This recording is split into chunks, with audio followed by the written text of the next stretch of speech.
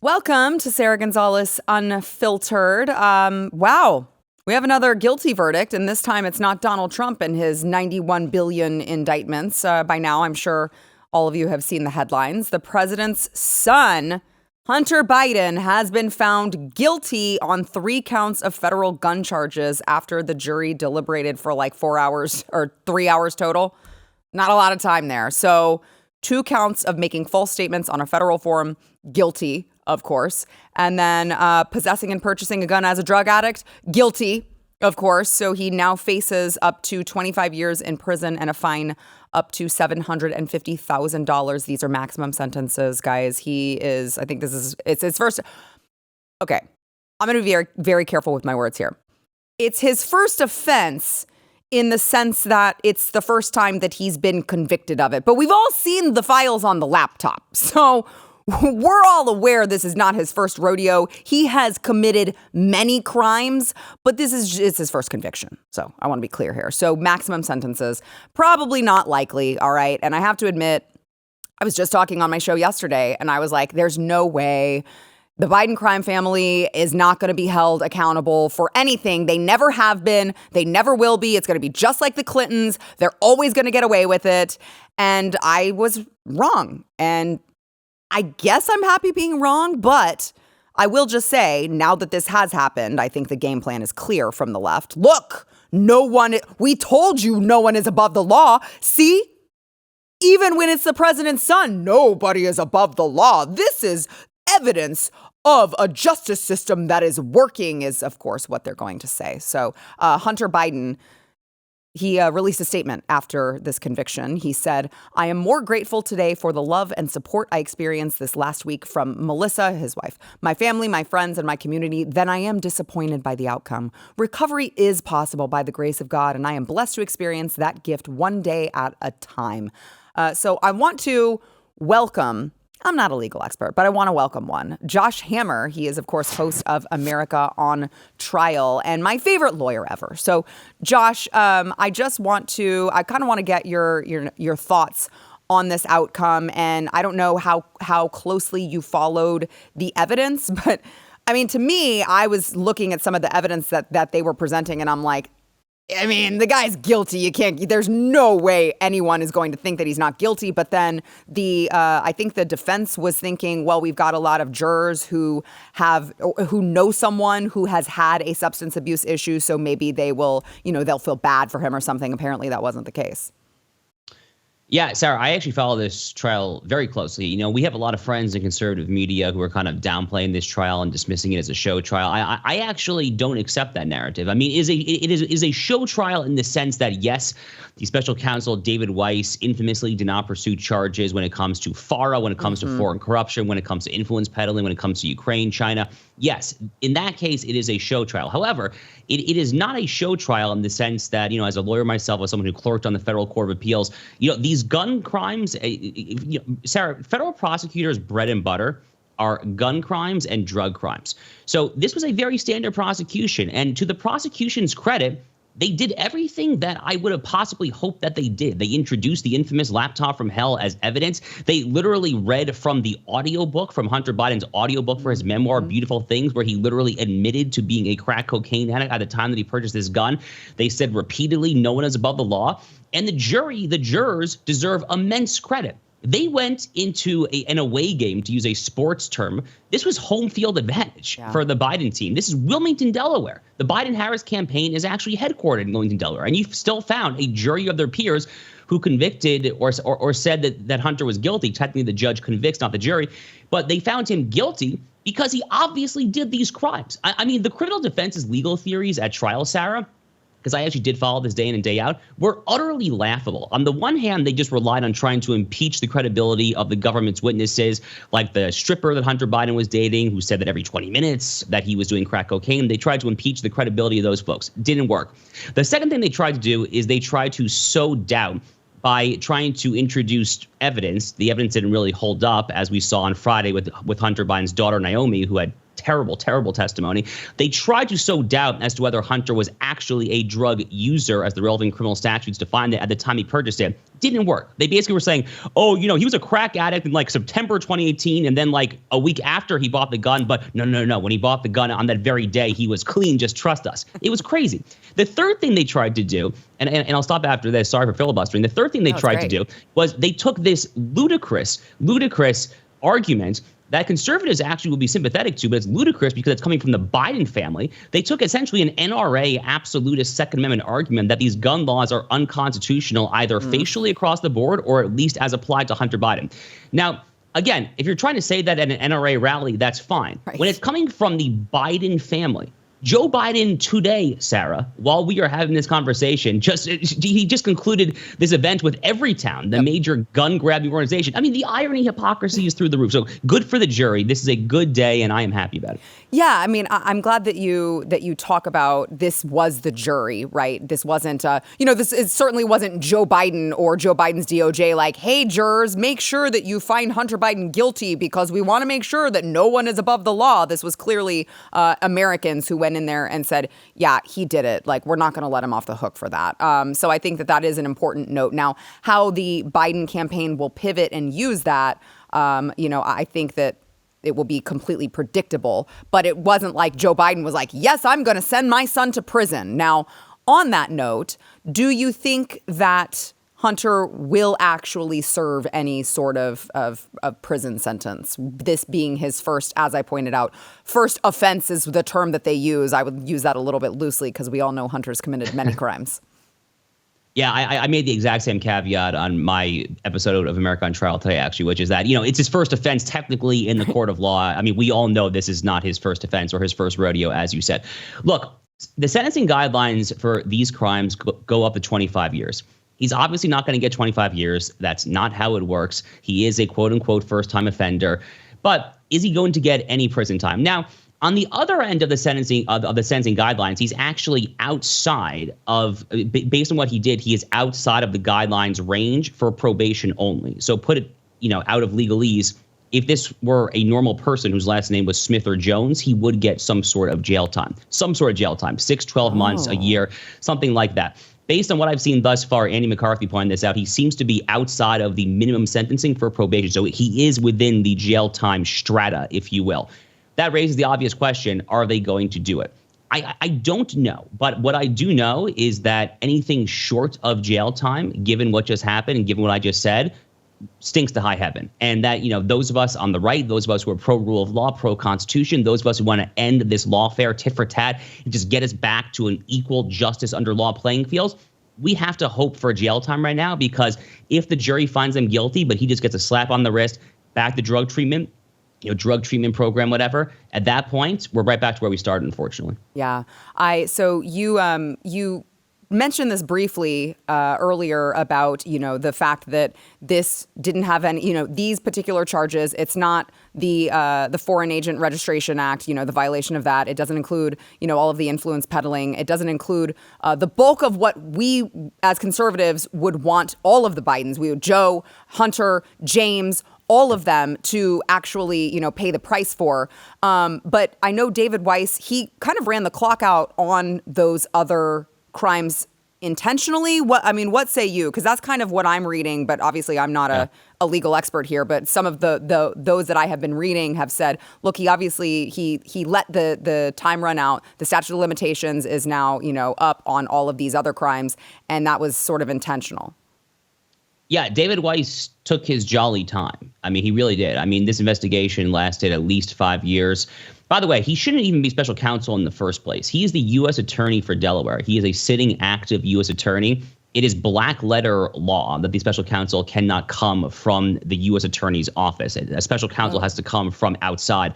I don't know why no one's talking about that, just kind of a bizarre thing. But, the Biden administration, they love talking about the fact that David Weiss was a Trump-appointed U.S. attorney. That's kind of been like their sleight of hand. Oh, it's a Trump-appointed prosecutor. Oh, you conservatives, what are you talking about? Well, he did slow walk it. He slow walked it a lot. And lest we forget, he introduced before this same judge, Marielle Noriega, last summer, late July, this sweetheart plea deal that blew up. And the plea deal would have ensured that Hunter Biden did not go to jail. It was only because the judge was doing her job, and she deserves a lot of credit there as well, by the way. It's only the fact that she was doing her job, and as a former law clerk, I got to say that her law clerks were doing their job, that they noticed that this thing stinks, and therefore we ended up where we are. So, yes, David Weiss, it's true that the prosecutors conducted themselves at trial over these past 2 weeks exactly as you would hope prosecutors. Again, they introduced the laptop. They were really not cutting any corners.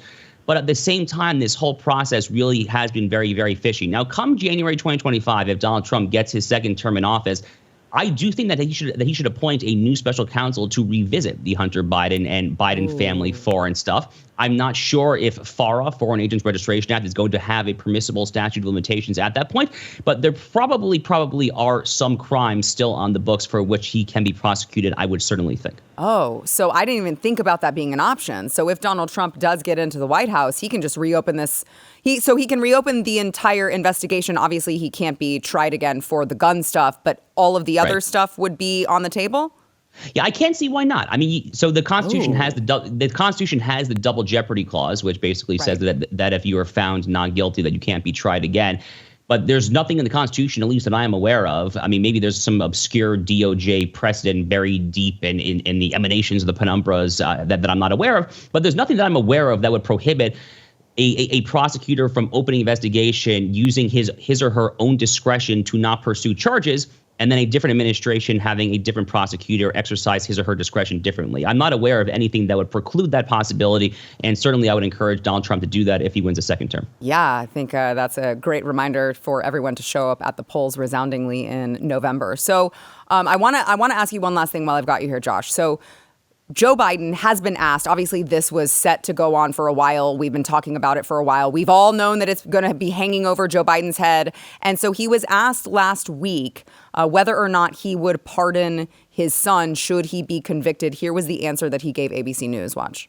As we sit here in Normandy, your son Hunter is on trial. And I know that you cannot speak about an ongoing federal prosecution. But let me ask you, will you accept the jury's outcome, their verdict, no matter what it is? Yes. And have you ruled out a pardon for your son? Yes. You have. So he said, I will not pardon my son. And I don't want to think about him being back in the White House come January 2025. But let's just pretend for a second, just hypothetically, that he was. There's no way he doesn't pardon him, right?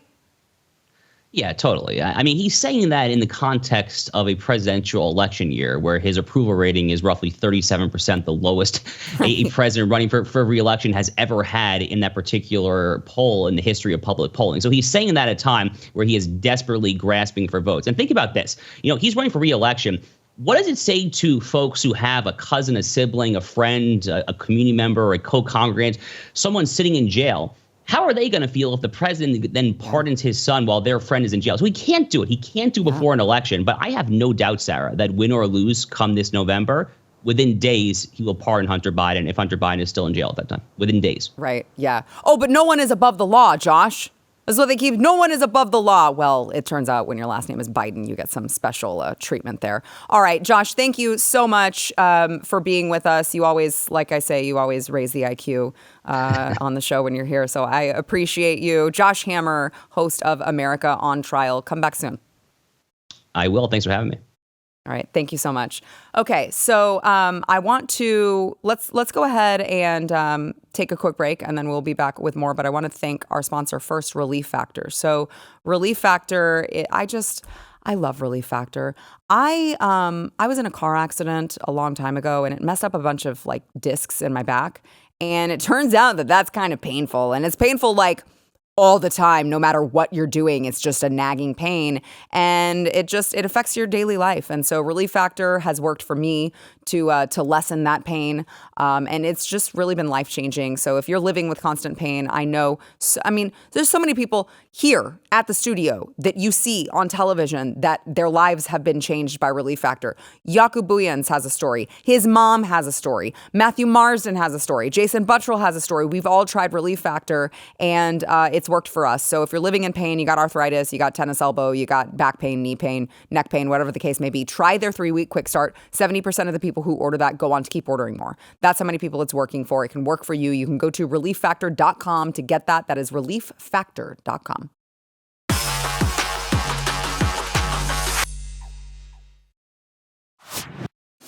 Those of you who are regular viewers of the show, I don't have to tell you that I have been working overtime this month trying to uncover all of the disgusting depravity that is taking place across, well, I would say across this state, but obviously it's all taking place across the country in this month, of course, the month of June, which is Pride Month, they say. Well, I want to welcome to the program Mark Fitzpatrick. He is the owner of the Old State Saloon in Eagle, Idaho. And Mark, you have actually decided to do something a little bit different in the month of June, which is Heterosexual Awesomeness Month. And so so this is so great. Hetero Awesomeness Month. Hetero Male Monday, free pint for hetero males. Duo Deal Wednesday, 15% off entire bill for hetero couples. Her Happy Hour Thursday, all day happy hour pricing for hetero ladies. And I heard, Mark, that you are looking for a judge to determine if the patron's clothing fits heterosexual criteria, and the judge is going to be paid and get free beer. Well, okay, so the judge part, everything else is pretty serious. We really are doing those things. The judge part was a little bit of, we're having a little bit of fun with that one. Well, you should be having a little bit of fun with all of it. So tell me why you decided to do this, and then I want to hear a little bit about what the public perception has been, what the community has said about it. Yeah, first of all, Sarah, thanks for having me on. And, like you were saying, just all the negativity coming and what you've been fighting and kind of like trying to shine the light on the evil and everything. It's a lot, and it's a lot to take in, and people get tired of it, and it is more evil each year. So the idea here was to not, necessarily, be something that's attached to all of that, but somehow supposed to be better or attack it. It's just something to like do something positive that's glorifying to God, the creator, and to focus on something different rather than there's enough people like you that have to be out there battling and revealing what's going on that's evil and wrong. So let's focus on what's right and true at Old State Saloon and come here and celebrate and just have a good time. Yeah, I love that. So what's the community, what have they said? How are they reacting? Well, physically in person, the community's been, it's been like blow your mind amazing. So we have so many supporters here, both locally in town and then throughout the state of Idaho, and then people driving in from other states, people on vacations driving around, and they've been detouring for hundreds of miles to get here. Wow. And they come in and they want to shake my hand and just say that they were able to be there to celebrate. And I feel very honored.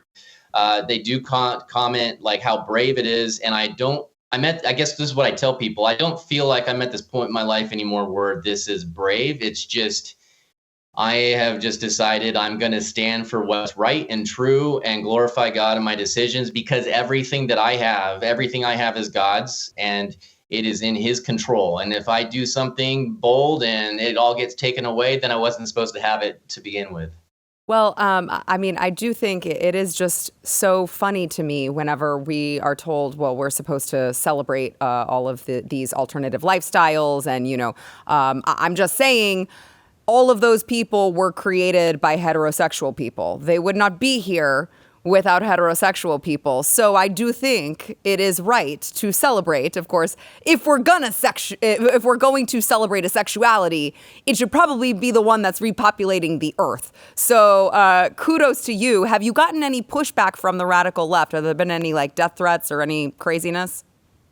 Yeah, so actually that statement that you made there was part of our opening statement too, where we said, after all, none of us would be here if it weren't for heterosexuals. And that part of it has just specifically gotten people very upset.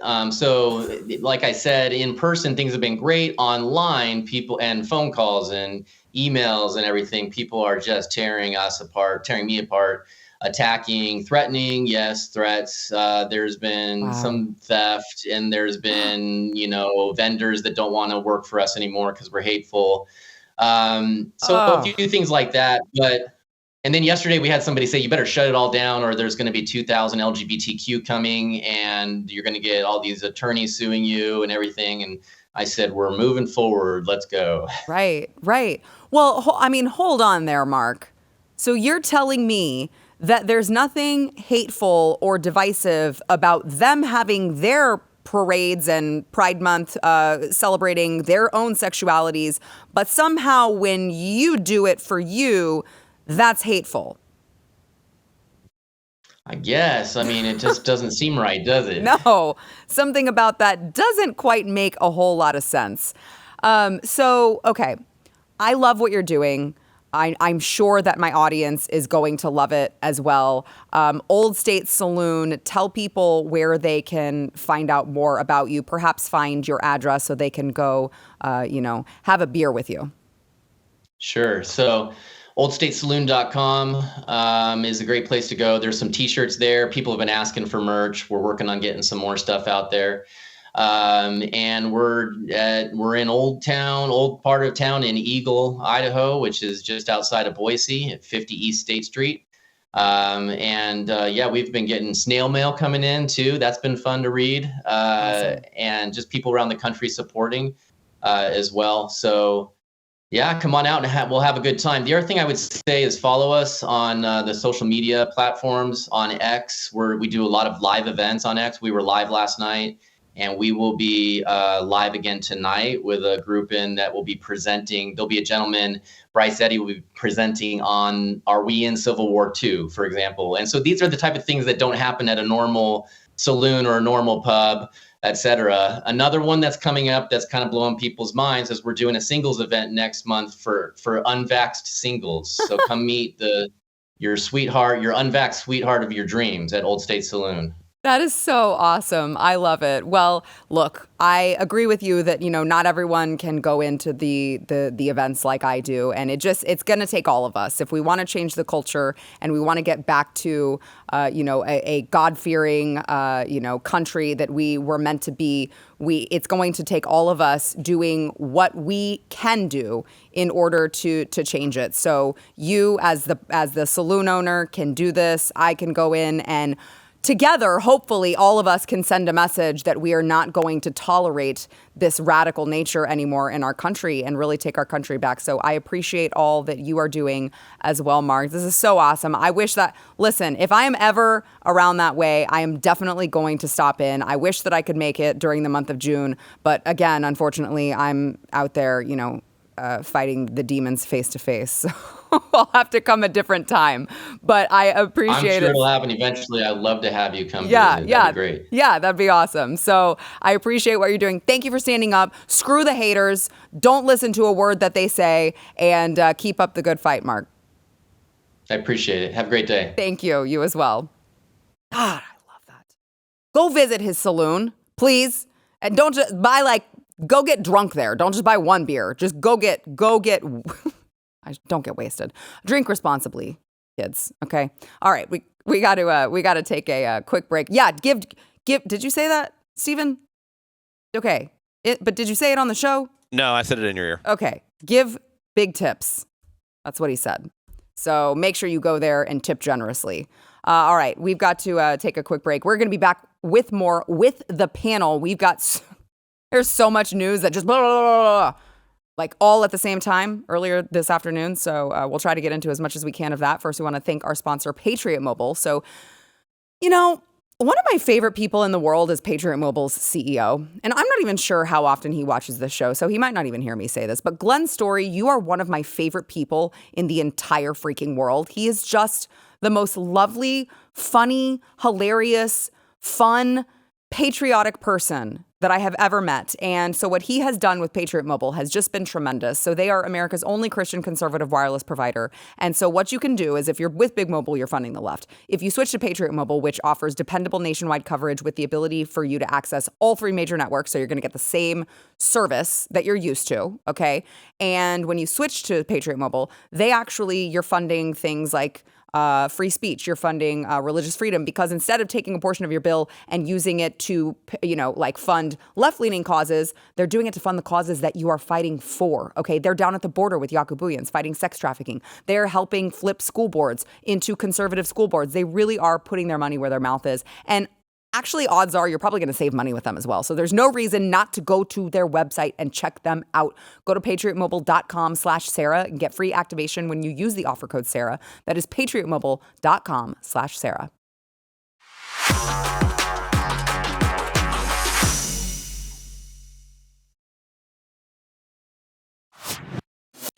Welcome to the show, Jaco Booyens, BlazeTV contributor, and of course, founder of Jaco Booyens Ministries. We've missed you so much. Thank you. It's good to be back. So good to be back. Yes, we're glad that you're here, especially with Eric July, BlazeTV contributor and founder of Ripaverse Comics. I know the audience believes you two to be the dynamic duo, so happy that you guys are both here. Somewhere in the future, we'll have a show together. Yeah, I want to start brainstorming titles for that show now. Leave it in the comments if you think of something good. Yep.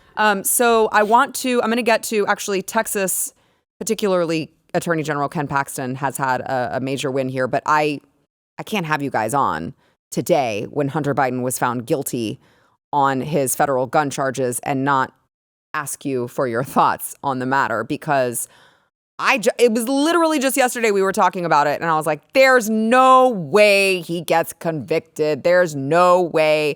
The defense kept talking about how the jurors all knew someone with substance abuse issues, and I'm like, oh, I get it. They're planting people in there who's going to feel sorry for him, and then boom, guilty today. Thoughts? Yeah, surprising a little bit. What does it mean and what's going to come of it? I guess we'll see that as well, but I'm not going to sit up here and pretend like I was thinking that was going to even be a chance that was going to happen. I think with the direction that the country is going and how the judicial system, court systems are being utilized, it's more favoritism than there has ever been.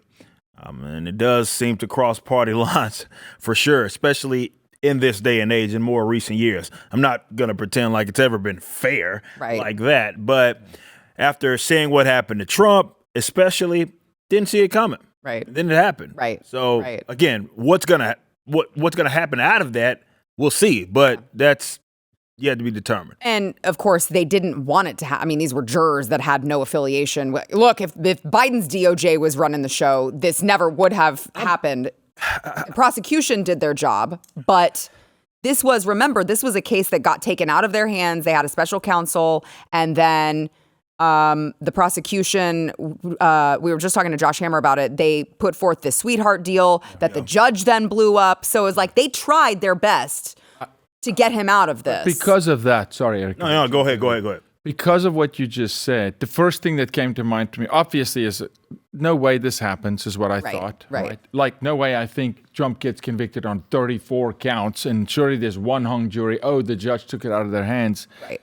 The first thing I thought when this happened, when he was convicted, is like, is this a bow to the American people? Say, see, the Bidens aren't really above the law. No one is above the law. We told you. No one's above the law. We told you. It's a slap on the wrist. Now, show me that it sticks. Mm-hmm. Show me that he gets time. Right. Like any other American would get for the same crime. Yes. Right? Show me par for course in the actual sentencing and the carrying out of the sentencing, because he was actually guilty of a crime. Right. Versus the president that was convicted not being guilty of a crime.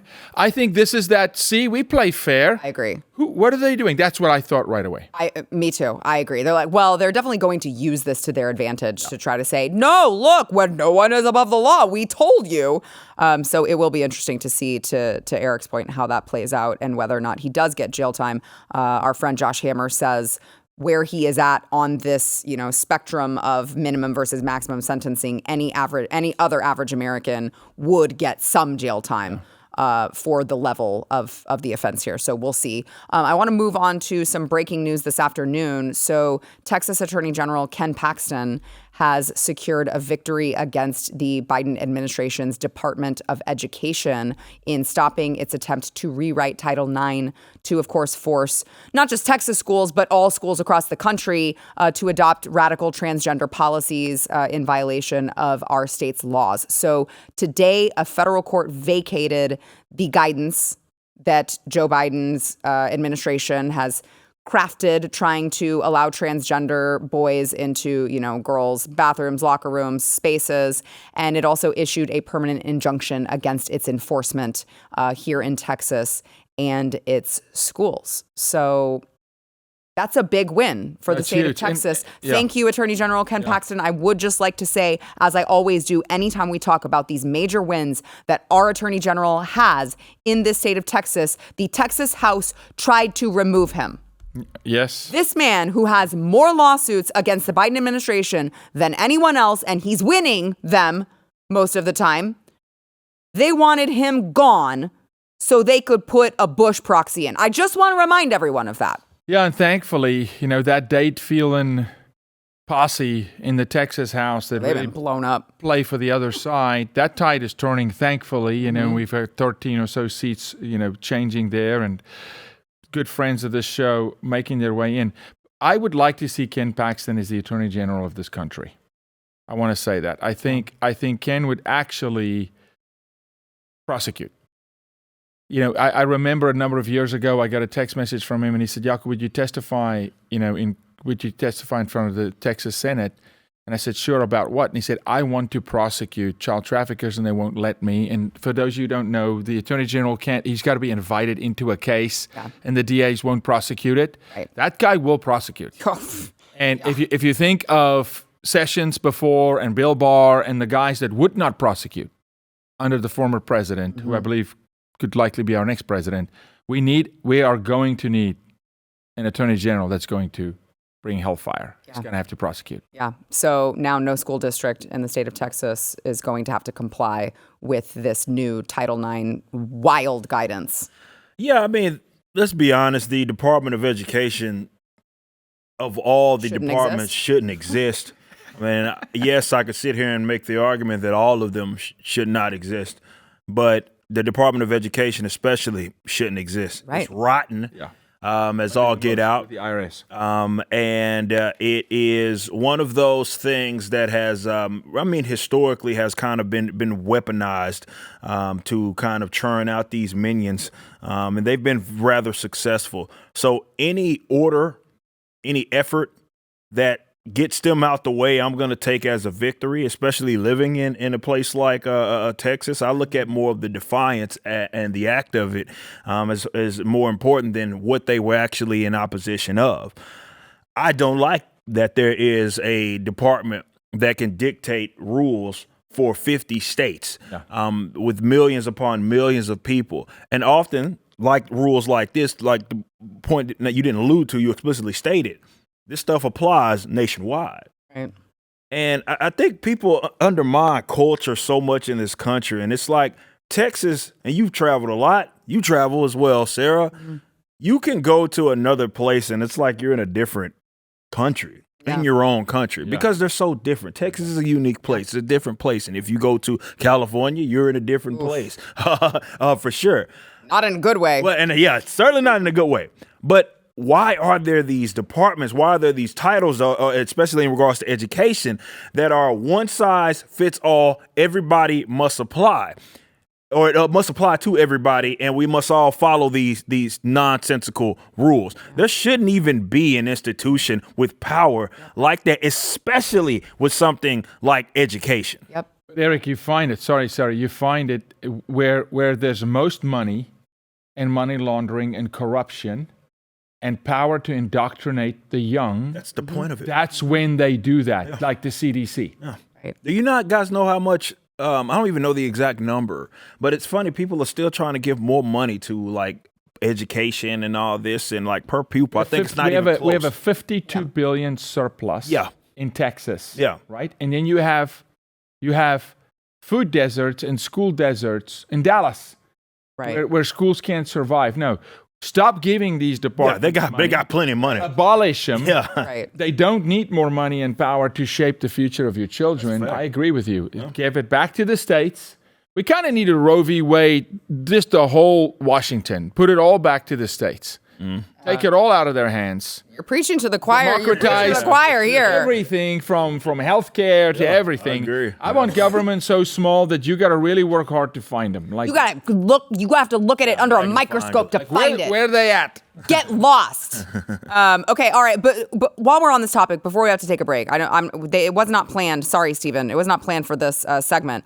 But I would like to just tell you guys, the Canadian Cancer Society has now apologized for using the word cervix on their webpage. You may be asking why they apologized to you. Why would you apologize for using the word cervix? Well, they didn't use the more trans-friendly word front hole. Yeah. Which I apologize for using to you because you know how that sounds terrible. Horrific. That sounds awful. Yeah. You know, and back to your previous, it's connected to the previous. I think it's great that you put it in this segment because with the Ken Paxton gets that victory on the same day that the Olympic Committee, the IOC, the International Olympic Committee, says that if you were to call a biological male at this coming Summer Olympics, that's hateful. Right. So just think of how more significant that victory is for Ken. Yes. Yeah. For kids. And let's protect the cervix. What?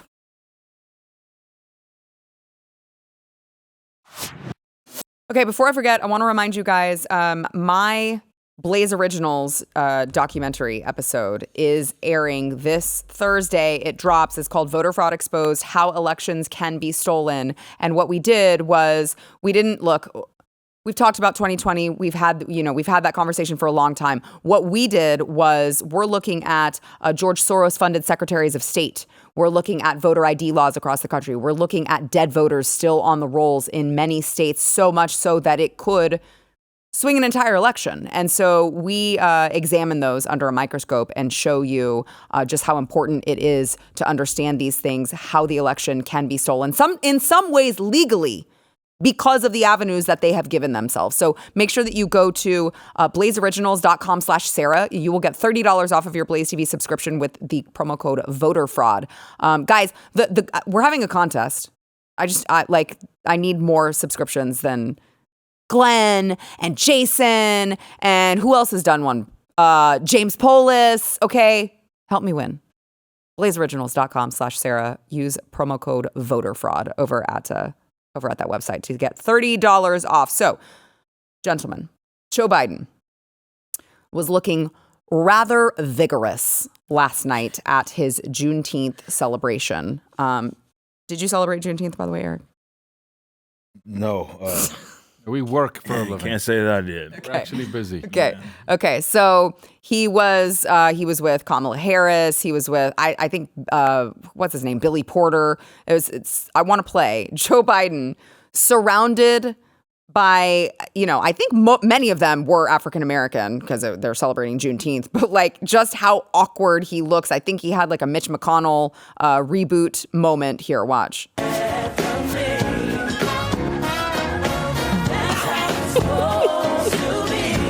That's Madame Tussauds wax museum doll. It just the world, dude. And yeah, he couldn't. And then of course he was trying to clap with them. Black people are known for having good rhythm, right? White people are not. And that is evidenced by we can have amazing rhythm. There's a lot of amazing musicians. I'm saying they're just not known that for white guy doesn't just have rhythm. He doesn't have memory. Yeah, he does. He doesn't have a lot of things. He does have poop in his diaper, probably. Let's watch Joe Biden trying to clap on beat and failing miserably. Watch. I could go old school and say, clap your hands, everybody. And everybody, clap your hands to the people on this side. Clap your hands to the people right here. Offbeat. Clap your hands to the people up top. Clap your hands. Watch this.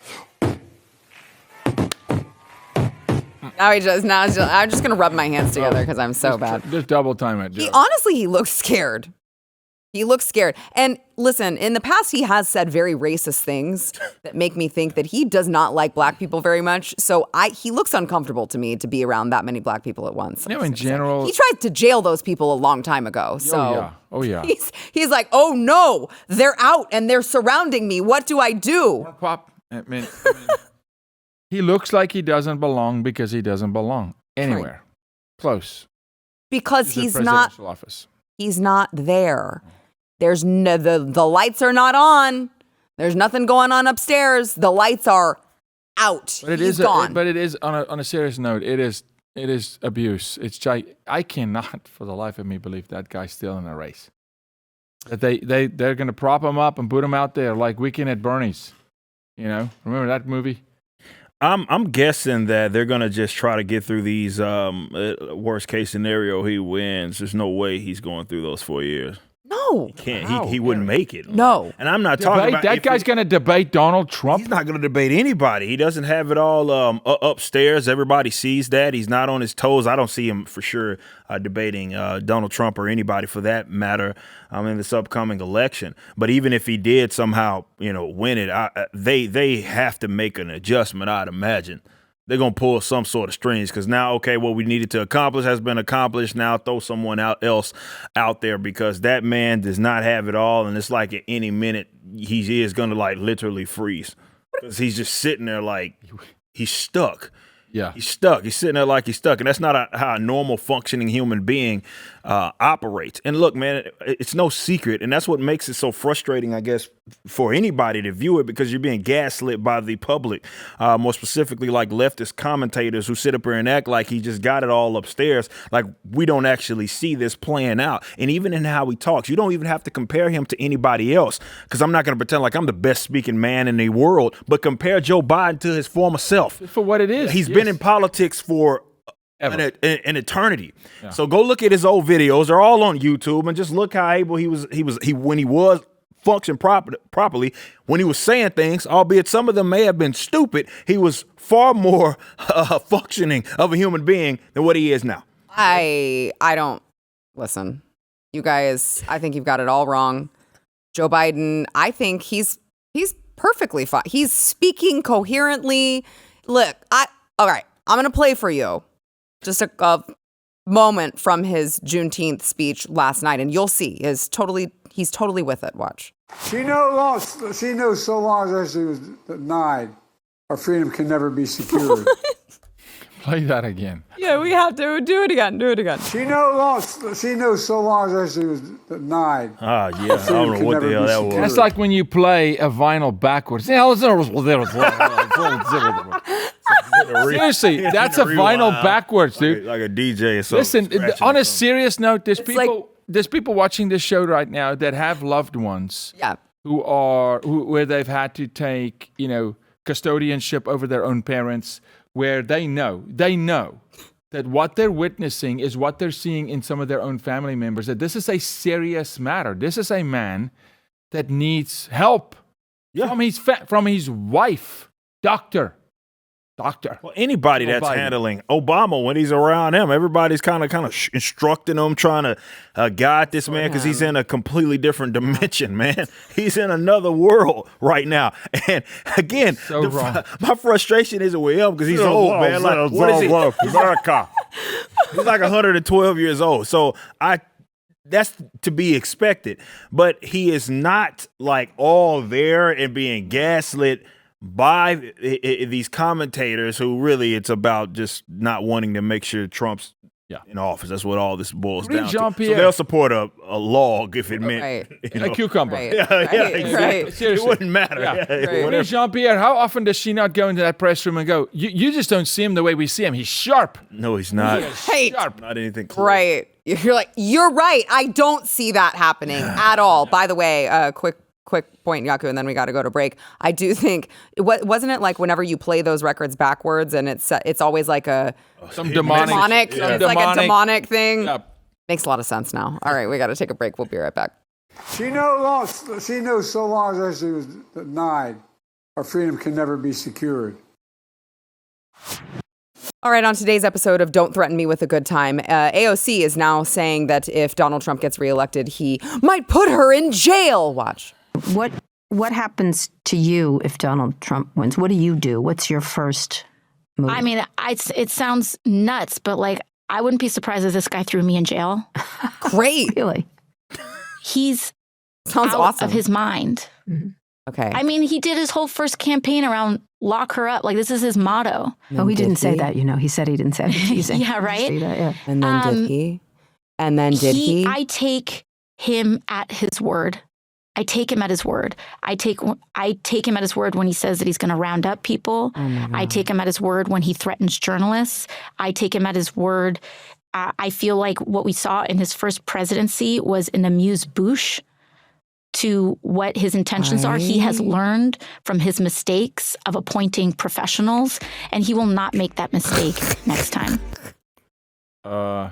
It's quite the opposite, my dear. This woman is off of her rocker. Okay. Off of her rocker. He won't throw you in jail, but I wish he would. Yeah. Just saying. Well, think about what he said in the campaign. Lock her up. Did he? In fact, I said after they convicted him, one of the greatest mistakes that he did was not lock her up after saying he was going to, because then they went, oh, he's not willing to do the dirty work that we are willing to do. Yeah. So we will do that next time around. And here we are. Yeah, I mean, they're going to attempt to do it to him. That's what makes this whole thing ironic. Right. They're literally doing it right now. And she's like, oh my God, if he gets elected, he might put me in jail. Good. I hope he does. You do a Valley Girl. I don't. Too good.